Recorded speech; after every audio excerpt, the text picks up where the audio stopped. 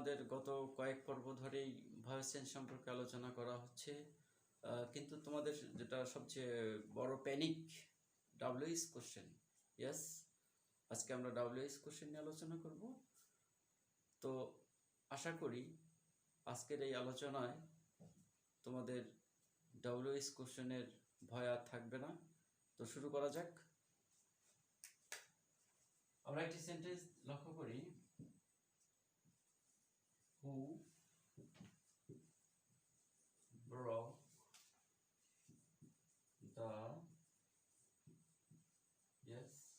glasses? Who broke the glasses? লক্ষ্য করো,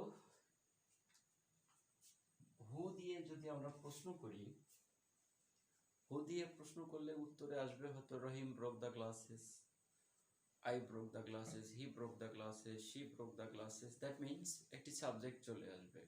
অর্থাৎ যে ডাব্লিউএইচ ওয়ার্ড দিয়ে প্রশ্ন করে তার উত্তরে সাবজেক্ট চলে আসে, তখন ওই ডাব্লিউএইচ ওয়ার্ড, দ্যাট মিনস হু, এখানে সাবজেক্ট হিসেবে কাজ করবে। ওকে, হু হচ্ছে এখানে সাবজেক্টের কাজ করছে। That is called VT or transitive verb, and here the glasses object. Okay, তাহলে এখন অবজেক্টকে আমরা সাবজেক্ট করে নিয়ে আসি। yes, object the glasses, the glasses। যেহেতু মেইন ভার্ব পাস্ট ইনডিফিনিট বা সিম্পল পাস্ট টেন্সে আছে এবং সাবজেক্টটি প্লুরাল, কাজেই সাহায্যকারী ভার্ব হিসেবে আসবে ওয়ার। আর মেইন ভার্ব ব্রোক, যার পাস্ট পার্টিসিপল হচ্ছে ইয়েস ব্রোকেন। স্বাভাবিক নিয়মে by object who, subject who, yes subject who, যার অবজেক্ট হুম, যার অবজেক্ট হুম। তো বন্ধুরা, এখন সেন্টেন্সটিতে যে সমস্যাটি হয়েছে, ইয়েস, যেহেতু এখানে ইন্টারোগেটিভ সাইন দেওয়া আছে, দ্যাট মিন্স এটি একটি কোশ্চেন। তো যে কোনো ইন্টারোগেটিভ সেন্টেন্সের অন্যতম বৈশিষ্ট্য কি?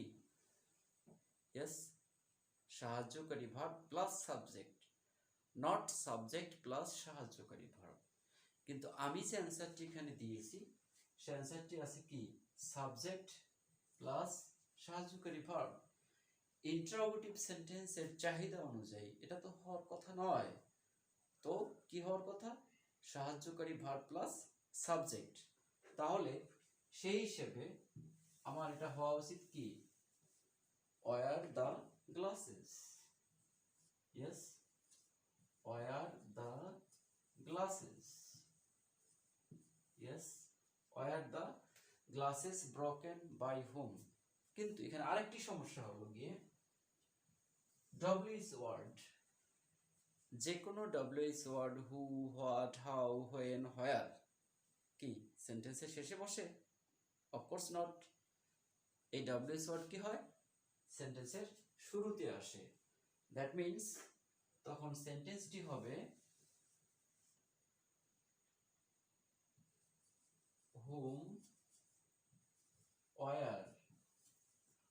whom were the glasses broken? Yes, whom were the glasses broken? তাহলে সেন্টেন্সটি, তাহলে বাই কি শেষে থেকে যাবে? হ্যাঁ, যদি কেউ বাই শেষে রাখতে চাও, নো প্রবলেম। তবে বেস্ট ওয়ে ডাব্লিউএইচ ওয়ার্ডের সঙ্গে, দ্যাট মিন্স যেখানে অবজেক্ট তার আগে বাই। ইয়েস, তার আগে বাই। তাহলে সেন্টেন্সটি কি দাঁড়ালো? By whom were the glasses broken. By whom were the glasses broken. আমি আবার দেখানোর চেষ্টা করছি। প্রথমে আমরা অবজেক্ট দ্য গ্লাসেস, যাকে সাবজেক্ট হিসেবে ব্যবহার করেছি, এবং ইন্টারোগেটিভ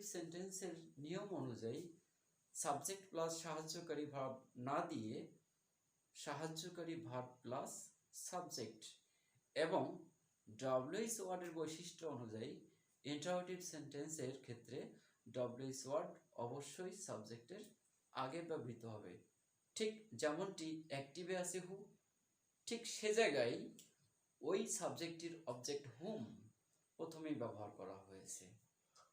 তো এখানে অ্যাসার্টিভ সেন্টেন্সের যেভাবে আমরা প্যাসিভ করে থাকি তার থেকে খুব একটা আলাদা কি? নিশ্চয়ই না। আমি আবারও বলছি, ডব্লিউএইচ ওয়ার্ডকে ভয় পাওয়ার কোনো কারণ নেই। এবার আরেকটি সেন্টেন্স লক্ষ্য করি, whom, yes, whom did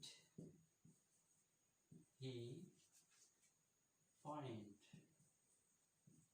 Whom did he find in the station? Yes, whom did he find in the station? ঠিক একটু আগেই আমরা দেখলাম সাবজেক্ট হু, যার অবজেক্ট হচ্ছে হোম। হ্যাঁ, হোম ভার্বের পরে থাকার কথা, কিন্তু ওই যে ডব্লিউএইচ কোশ্চেন, আর তাই এখানে হোম অবজেক্ট হিসেবে প্রথমেই ব্যবহৃত হয়েছে। ওকে, এবং ইন্টারোগেটিভ সেন্টেন্সের নিয়ম অনুযায়ী সাবজেক্টের আগে ডিড ব্যবহার করা হয়েছে এবং ডিড এর পাস্ট সিম্পল পাস্ট টেন্সের নিয়ম অনুযায়ী এখানে ফাইন্ড হয়েছে in the station. Whom did he find in the station? Yes, আমরা অলরেডি অবজেক্ট পেয়ে গেছি কোথায়? শুরুতে। তাহলে সেই অবজেক্টটি আমরা সাবজেক্ট করে নেই, ইয়েস, হু।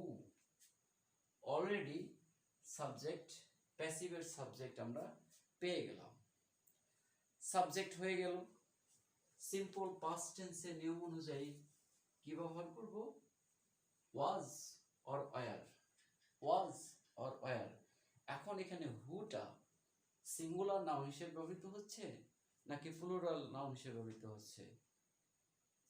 বিষয়টি একটু অস্পষ্ট হলেও ইন জেনারেল আমরা হুকে সিঙ্গুলার নাউন হিসেবে ব্যবহার করে থাকি, যদিও ক্ষেত্র বিশেষে হু প্লুরাল নাম্বার হিসেবে ব্যবহৃত হতে পারে। তো দেখা যাক, who did he find in the station, সে অনুযায়ী কি হবে?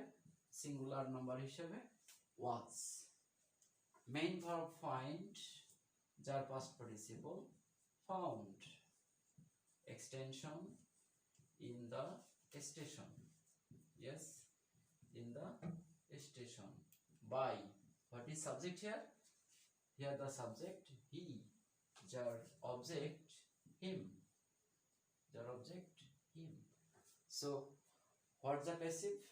Who was found in the station by him. Who was found in the station by him. আমরা এ ধরনের আরো একটি সেন্টেন্স দেখি, what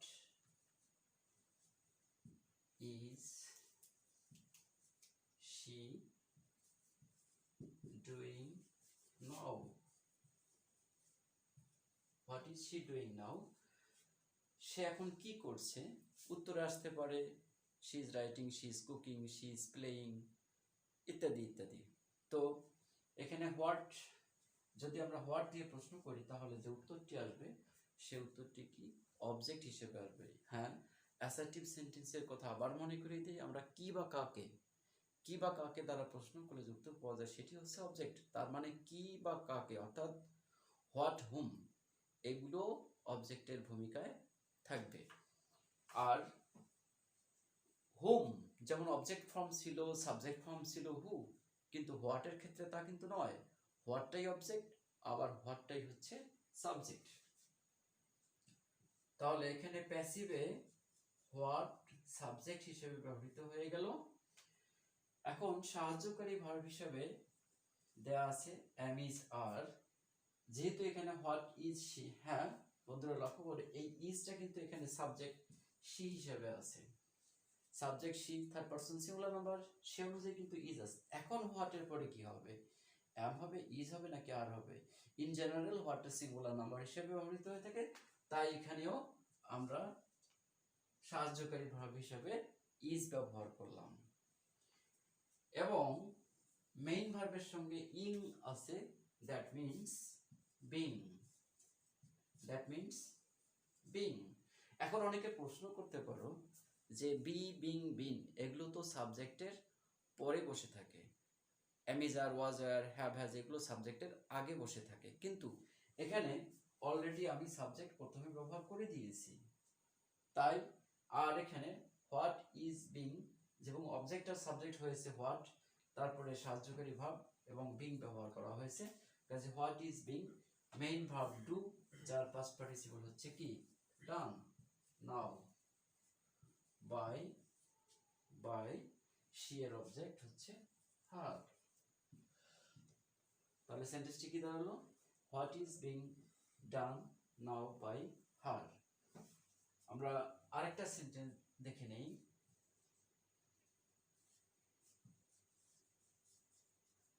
what colour shirt, what colour shirt, yes, has he worn? What color shirt has he worn? What's the subject? Subject he. What's the object? Yes, আবারও এখানে what আছে, তাই আপনি শুধু হোয়াট না, হোয়াট কালার শার্ট, কি রঙের জামা, সে কি রঙের জামা পরেছে, কি পরেছে সেটা না, কি রঙের জামা পরেছে, অর্থাৎ হোয়াট কালার শার্ট এখানে অবজেক্ট, যা এখন প্যাসিভে কি হবে সাবজেক্ট। তাহলে সেন্টেন্সটি দাঁড়াচ্ছে what colour shirt, what colour shirt. এখানে শার্ট শব্দটি দেখি আমরা বুঝতে পারি সিঙ্গুলার নাম্বার, কাজেই সাহায্যকারী ভার্ব হ্যাজ, অতিরিক্ত বিন, আর হ্যাভ হ্যাজ এর সঙ্গে তো অলওয়েজ পাস্ট পার্টিসিপল অর্থাৎ V3 থাকেই, কাজে এখানে পাস্ট পার্টিসিপলের কোনো টেনশন নেই। What colour shirt has been worn by here object him, here object him. Okay বন্ধুরা, what colour shirt has been worn by him, কাজে হোয়াট যে এককভাবেই কেবল অবজেক্ট বা সাবজেক্ট হিসেবে কাজ থাকতে পারে, ব্যবহৃত হতে পারে তা কিন্তু নয়, হোয়াটের সঙ্গে আরও কিছু ওয়ার্ড ব্যবহৃত হতে পারে, যেমনটি এখানে হয়েছে হোয়াট কালার শার্ট। আমরা হোয়াট দিয়ে আরও একটি সেন্টেন্স দেখার চেষ্টা করি।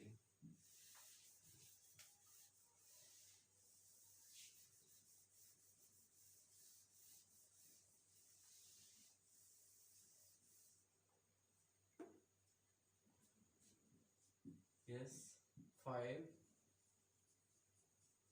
What kind of fruits? What kind of fruits does he like? Yes, what kind of fruits does he like? সে পছন্দ করে, কি ধরনের ফল পছন্দ করে, তাহলে এখানে অবজেক্ট হচ্ছে হোয়াট কাইন্ড অফ ফ্রুটস, যা এখন প্যাসিভের সাবজেক্ট হিসেবে ব্যবহৃত হবে। What kinds of fruits, what kinds of fruits, yes, এখানে ফ্রুটস শব্দটি নিশ্চয়ই প্লুরাল নাম্বার, সে অনুযায়ী, এবং এখানে ডাজ আছে সিম্পল প্রেজেন্ট টেন্স, সে অনুযায়ী আমরা কি ব্যবহার করব সাহায্যকারী ভার্ব আর, এবং মেইন ভার্ব লাইক, যার past participle liked, by subject he, যার অবজেক্ট হিম। তাহলে সেন্টেন্সটি কি দাঁড়াচ্ছে what kinds of fruits are liked by him. এবার আমরা হোয়াট এর জায়গায় অন্য একটি ডব্লিউএস ওয়ার্ড দেখব। Yes, which book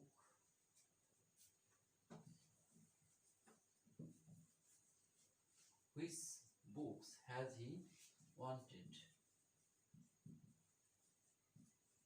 Which books has he wanted? ঠিক what এর জায়গায় এখানে ব্যবহার করা হয়েছে কি which। তো which একক হবে না, which প্লাস নাউন, অর্থাৎ এখানে which বুকসটি অবজেক্টের ভূমিকায় আছে, যা প্যাসিভ করতে গিয়ে সাবজেক্ট হিসেবে ব্যবহৃত হবে। তাহলে সেন্টেন্সটি দাঁড়াচ্ছে which books, yes which books। লক্ষ্য করো এখানে হ্যাজ আছে, এখানে যা সাবজেক্ট হি অনুযায়ী, কিন্তু এখন আমার সাবজেক্ট কি which books, plural number. Yes, plural নাম্বারের ক্ষেত্রে কি ব্যবহৃত হবে হ্যাজ নাকি হ্যাভ? অবশ্যই হ্যাভ, হ্যাভ, ইয়েস হ্যাভ। এবং হ্যাভ এর সঙ্গে অতিরিক্ত কি আসছে বিন, which books have been, yes already past participle দেওয়া আছে, wanted by সাবজেক্ট হি, যার অবজেক্ট হচ্ছে হিম। ওকে,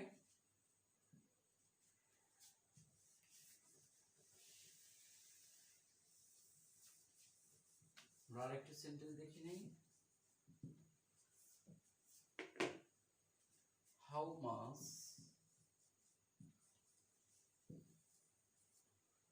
how much rice, yes how much rice does he eat at a time?